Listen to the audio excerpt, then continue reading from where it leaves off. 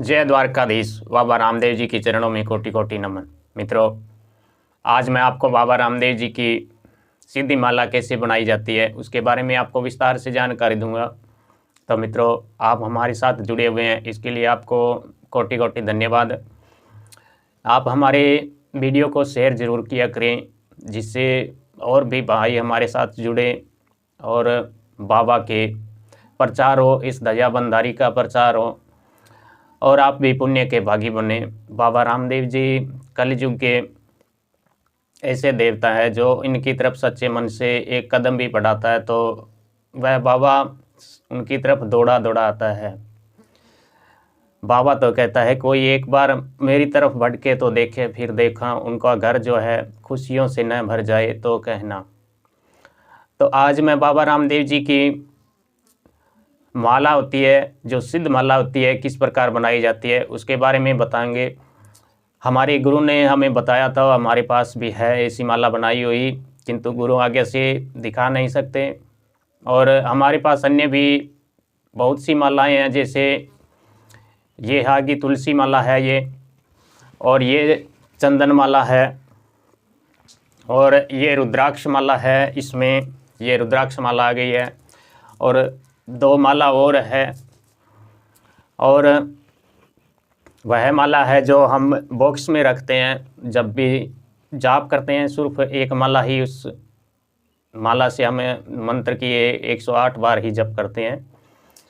और उस माला से जप करने का फल अन्य माला से अगर आप 11 बार जपेंगे, 11 माला जप करेंगे, तो इस माला से आप सिर्फ आपको एक माला ही जप करने से उतना फल प्राप्त हो जाता है। मित्रों, एक मेरी माता ने कमेंट किया कि मेरा जो पुत्र है मेरे कहने में नहीं है, हट्टी बहुत है, कोई भी कहना नहीं मानता है, खेलने कूदने में उसका ध्यान ज़्यादा है, पढ़ाई लिखाई में नहीं करता है ध्यान। पहली बात तो आप इसकी शरण में कम है, इस द्वारकाधीश की शरण में आप कम है। अगर नित्य प्रति इनको धूप दीप और आरती करते हैं तो ये हो ही नहीं सकता कि आपकी परिवार में एकता न हो।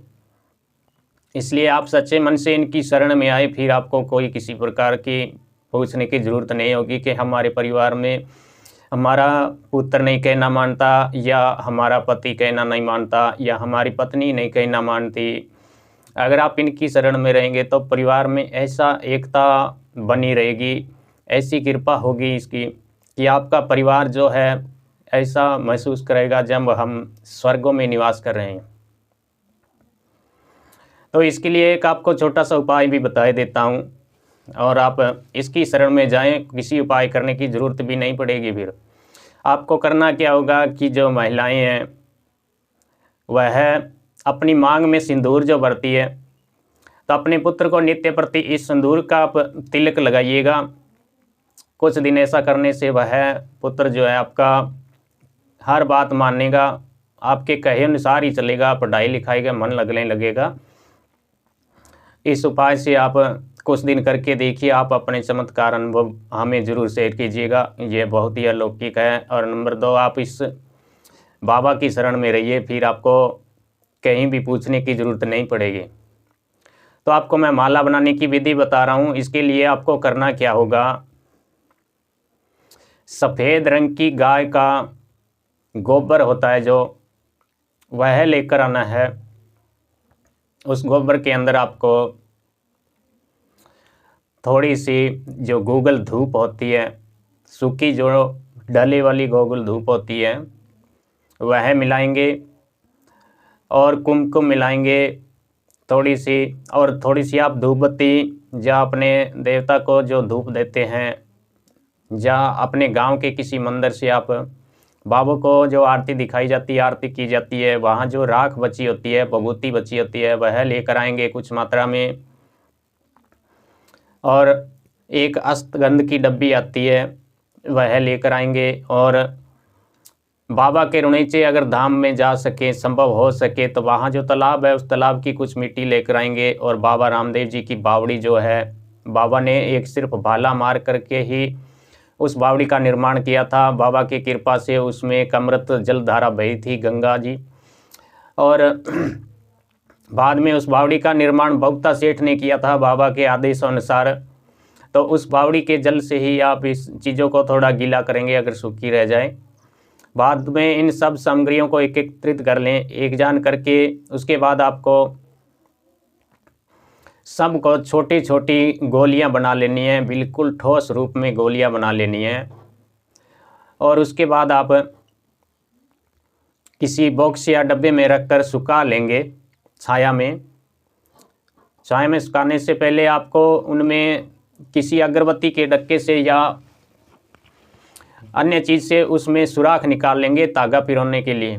जब वह सूख जाए अच्छी तरह तो उनमें आपको बाज़ार से एक सतरंगा धागा आता है, 7 रंग होते हैं उसमें। उस धागे में आपको इन माला के मनकों को पिरो लेना है। मन के आपको 108 बनाने हैं। और इन मनकों को पिरोने के बाद आप बाबा रामदेव जी का गांव में मंदिर हो जो जहां बाबा की आरती होती है, जोत होती है, उस जोत के ऊपर से आपको 7 बार अंवार के लाना है, घुमा के लाना है, जिससे बाबा की शक्तियां उस माला में समाहित हो जाती है, बाबा की कृपा उस माला में समाहित हो जाती है। उसके बाद आप अपने घर में लाकर किसी डब्बे में रखेंगे, हमेशा सीधी रखेंगे तो हो सकता है वह टूट फूट जाए। और नित्य प्रति बाबा का बीज मंत्र की एक माला ही जप कर लेना। इस माला के द्वारा देखना बाबा की कितनी आपके ऊपर कृपा होती है। आपके इस माला से करने से जो भी आपका मन भटकता था वह नहीं भटकेगा। इस माला में एक अलौकिक दिव्य ऊर्जा निकलती रहती है हमेशा, और धारणकर्ता को कभी भी उसका मन विचलित नहीं होता है। उसकी जो कुंडली शक्ति है वह जागृत रहती है, जागृत हो जाती है, और उसमें बैलेंस बना रहता है। कई बार मंत्र जाप करते समय हमारी जो कुंडली है वह ऊपर की तरफ उठती है। अगर साधक को सही मार्गदर्शन मिल जाए तो वह सही है, अन्यथा अब वह अपने मार्ग से भटक भी सकता है। यह कुंडली शक्ति की ऊर्जा अगर वह सही नहीं करेगा तो वह अपने मार्ग से भटक जाता है। और बहुत से ऐसे साधक देखे भी गए हैं जिनको थोड़ी सी सिद्धियां मिलने के बाद उनका आचरण बहुत ही विकृत हो गया है। तो मित्रों, इस माला से ऐसी समस्या आपके साथ नहीं होगी। आपका मन जो है आपके कंट्रोल में होगा। आपकी कुंडली शक्ति को आप बैलेंस कर सकते हैं इस माला के द्वारा, क्योंकि इसमें बाबा की दिव्य शक्तियां समाहित होती है। तो मित्रों, आप इस माला का निर्माण करके बाबा के मंत्र का जाप कीजिएगा, और हमारे फेसबुक पेज को ज़रूर फॉलो कीजिएगा, और हमारे वीडियो को शेयर ज़रूर कीजिएगा, ताकि मित्रों आपको कोई अन्य प्रकार की जानकारी चाहिए तो आप हमसे संपर्क कर सकते हैं दोपहर को 12 बजे से 4 बजे के बीच में। जय रामदेव बाबा द्वारकानाथ के चरणों में कोटि कोटि वंदना।